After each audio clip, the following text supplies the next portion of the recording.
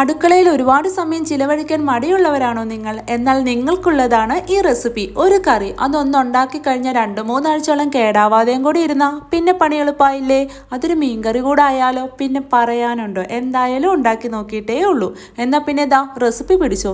4 കഷ്ണം ഇഞ്ചി, 5-6 അല്ലി വെളുത്തുള്ളി, 1 സ്പൂൺ കുരുമുളക്, ഇതെല്ലാം ഇടികല്ലിലിട്ട് നന്നായിട്ടൊന്ന് ചതച്ച് മാറ്റി വയ്ക്കാം.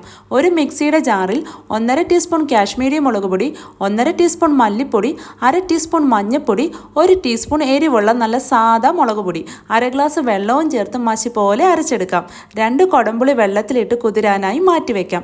ചട്ടി വെച്ച് 3 ടീസ്പൂൺ എണ്ണ ഒഴിച്ച് 1 ടീസ്പൂൺ ഉലുവ, 1 ടീസ്പൂൺ കടുകിട്ട് ഒന്ന് പൊട്ടി വരുമ്പോൾ ഒരു പിടി കറിവേപ്പില, ചതച്ച് വെച്ച ഇഞ്ചി, വെളുത്തുള്ളി, കുരുമുളക് ഇവയെല്ലാം ചേർത്ത് നന്നായിട്ട് ഇളക്കി ഒന്ന് മൂത്ത് വരുമ്പോൾ ഇതിലേക്ക് നേരത്തെ അരച്ച് വെച്ചിരുന്ന പൊടികളുടെ പേസ്റ്റും ചേർത്ത് എണ്ണ തെളിഞ്ഞ് വരുന്നത് വരെ ചെറു തീയിൽ വഴറ്റി പൊടികളുടെ പച്ചമണമൊക്കെ ഒന്ന് മാറി എണ്ണ തെളിഞ്ഞു വരുമ്പോൾ കുതിരാൻ വെച്ച കൊടമ്പുളി വെള്ളത്തോടെ ഇതിലേക്ക് ഒഴിച്ചു കൊടുക്കാം.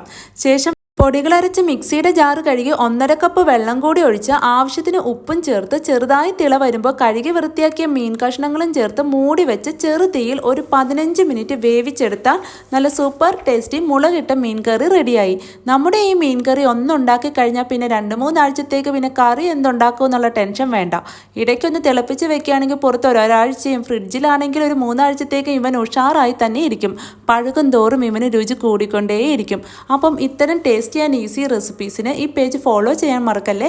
അപ്പോൾ ഇതുപോലുള്ള ഈസി റെസിപ്പീസുമായി നമുക്ക് വീണ്ടും കാണാം. Okay, by.